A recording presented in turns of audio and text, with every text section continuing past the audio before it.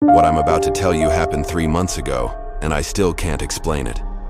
I work as a night janitor at Riverside Elementary School. It's not glamorous work, but it pays decent and I like the quiet. Most nights, it's just me, my cart full of cleaning supplies and the echo of my footsteps in empty hallways. The school is old, built in the 1960s, with those long corridors lined with metal lockers and classroom doors with little rectangular windows. During the day, it's full of kids and teachers and life. But at night, it feels like a completely different place. The fluorescent lights hum constantly, casting this harsh, sterile glow over everything. Sometimes they flicker, especially in the basement where the boiler room is. I usually start my shift at 10 p.m. and work until 6 a.m. I've got a routine down to a science. First floor classrooms, then the offices, then upstairs to the second floor, and finally the basement. I saved the basement for last because, honestly, it creeps me out. It's where they keep all the old furniture, broken desks, and maintenance equipment. Plus, it always smells like mildew and something else I can't quite identify. This particular night started like any other. I clocked in, grabbed my cart, and began with Mrs. Henderson's third grade classroom. As I was emptying the trash, I heard something that made me pause. It sounded like a child laughing. Just a quick giggle, like a kid trying not to get caught doing something they shouldn't. I stopped what I was doing and listened. Nothing. The building was silent except for the usual hum of the lights and the distant rumble of the heating system. I figured it was probably just the pipes or maybe sound carrying from outside.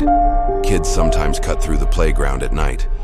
I finished the first floor without incident and moved upstairs. The second floor always feels different at night. The shadows seem deeper and there's this feeling like you're being watched. I've worked here for 2 years, so I'm used to it. But tonight felt different somehow. I was mopping the hallway when I heard it again. That same childlike giggle. But this time it was closer.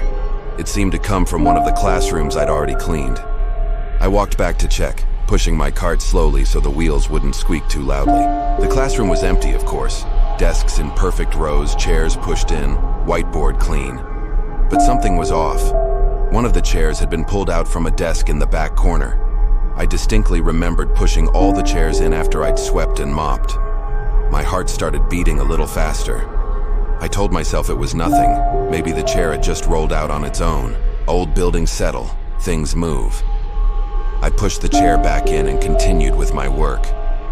20 minutes later, I was in the supply closet getting more paper towels when I heard footsteps in the hallway. Small footsteps, like a child walking. They were slow and deliberate, not the running or skipping you'd expect from a kid. Just steady, measured steps moving down the corridor. I grabbed a flashlight from my cart and stepped into the hallway. "Hello?" I called out. "Is someone there?" The footsteps stopped immediately. The silence that followed was so complete it made my ears ring. I shined the flashlight down the hallway, but it was empty. Just rows of lockers and closed classroom doors stretching into the darkness. I should have called security then. I should have called the police. But I didn't want to look like an idiot if it turned out to be nothing. So I kept working, telling myself it was just my imagination playing tricks on me. The basement was my final stop. I always dreaded going down there, but tonight I was actually looking forward to finishing up and getting out of the building. I flicked on the lights and made my way down the concrete steps, my cart bumping behind me. The basement is divided into several rooms. There's the boiler room, a storage area, and what used to be a fallout shelter back in the Cold War days. I started with the main area, sweeping up dust and debris. That's when I saw the drawings. They were scattered across one of the old tables drawn in crayon on construction paper. Simple stick figures like kids make, but there was something disturbing about them. They showed a tall figure in dark clothes standing over smaller figures. The smaller figures had X's for eyes. My hands were shaking as I picked up one of the drawings. The paper felt fresh, not old and dusty like everything else down there. Someone had been here recently. Someone had made these drawings. I heard the giggle again, right behind me this time. I spun around, and there, standing in the doorway, was a small figure. It was too dark to make out details, but it was definitely child-sized.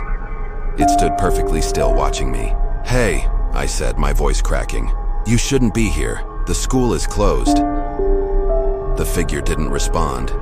It just stood there for what felt like an eternity. Then, slowly, it raised one small hand and waved at me. I ran. I left my cart, left the drawings, left everything and ran up those stairs faster than I've ever moved in my life. I didn't stop until I was in my car with the doors locked. I never went back to that job. I told them I was sick, then eventually just stopped showing up. I know it sounds crazy, but I know what I saw.